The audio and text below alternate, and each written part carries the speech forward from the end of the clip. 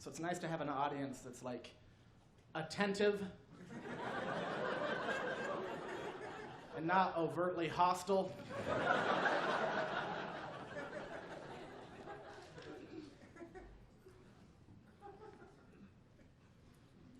Nah, it's nice, man. I got a buddy, he drinks too much. He's an alcoholic, I'm pretty sure. Because he always tries to justify his drinking. It's not a good sign.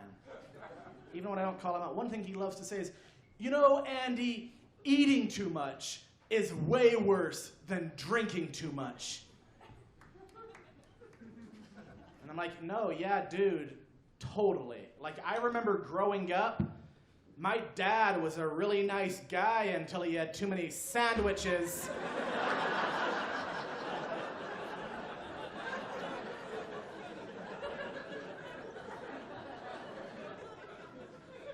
And then after a few patty melts and a large diet squirt, he just became a totally different person. And me and my brothers would have to hide underneath our bunk beds because Dad went on another patty melt rampage. That rye bread is the devil. I don't drink myself. Do not drink. I have a good reason. I'm a recovering heroin addict. I'm not just some nerd.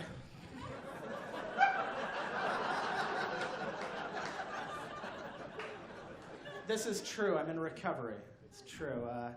Just got 7 years clean, man. And, feels pretty good.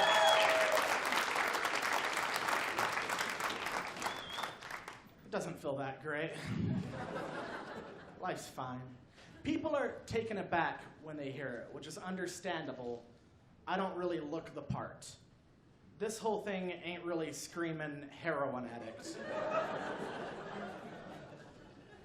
I look more like a bully from a 1990s Disney movie.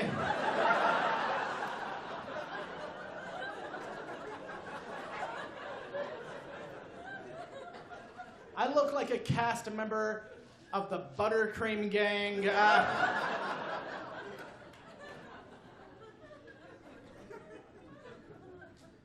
But it's true. I go to meetings and stuff. I went to a meeting the other day, a 12-step meeting. And I have severe ADHD. I don't pay attention well. And they were in the meeting, and they were talking about dreams, and I wasn't paying any attention. And then they wanted me to talk. And I'm like, well, most recently a dream of mine is I'm in the mountains with my dead Uncle Steve.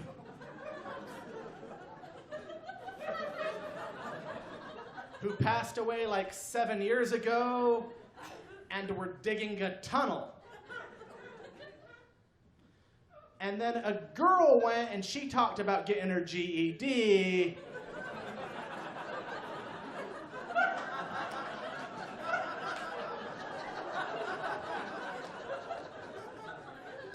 And a guy went and he talked about becoming a construction foreman.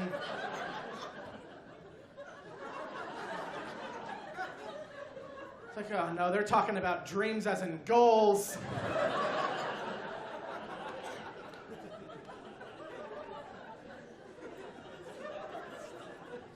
So now everybody in that meeting thinks I relapsed and got high the other day.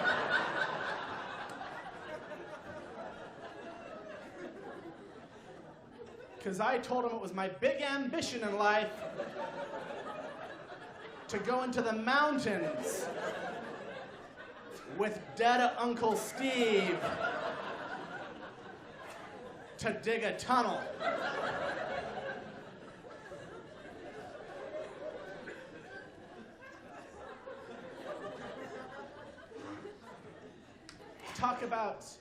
Talk about recovery a lot in my act. It's a big thing I talk about. Guy came up to me once after a show. He said to me, well, how long were you addicted to heroin for? And I said, almost 6 years. And then the guy went, oh, well, holy mackerel, why didn't you just stop? I looked at the guy and I'm like, oh, why didn't I think of that?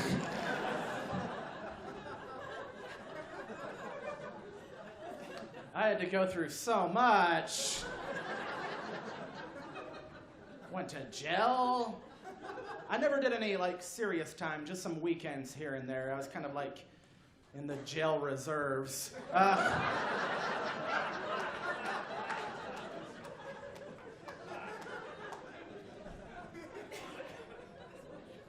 I went to Rehab in the fall of 2009, and it was an amazing spot. It helped to get me well. But there were some characters in Rehab. There was a woman in there who's since become one of my best friends, and she was an alcoholic, and she had Tourette syndrome. I'll give you guys a minute to digest that one. Now, I thought Tourette's was like the involuntary shouting of obscenities, but that's just one form of it. It's also like grunts and tics and twitches, and that's what she had, and nobody told me.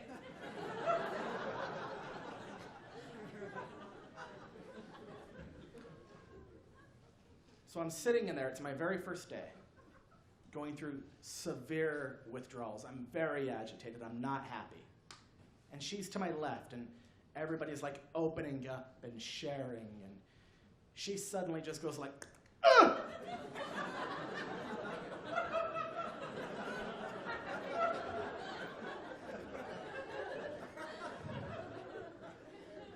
And everybody just carried on like nothing happened.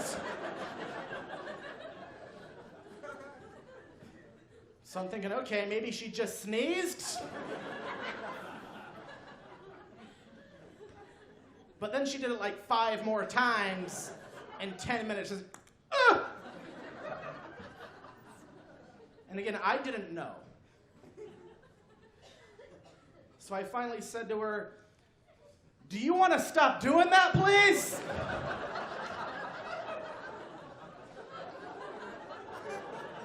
It's obnoxious.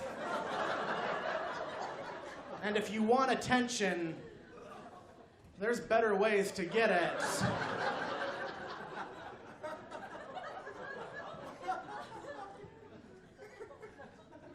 She said, "I'm sorry, I have a condition. I have Tourette's."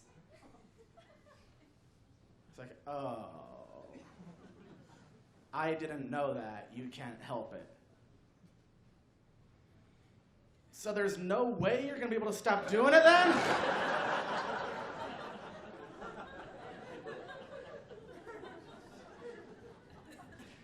You guys are a fun crowd, man.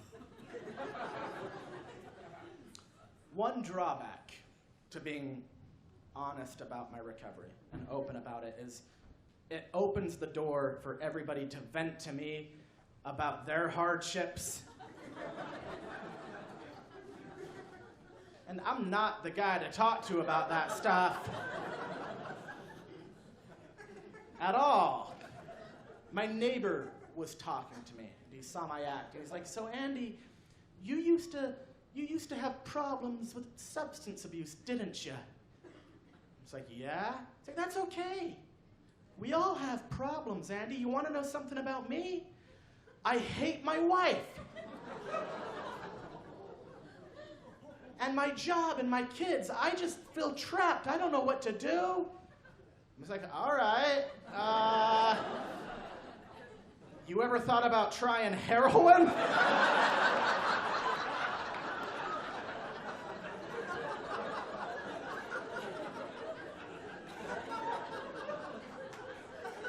I don't know what sort of profound insight you were expecting to get from your junkie comedian neighbor. But that's the best I got. I mean, your life won't be any better, but after about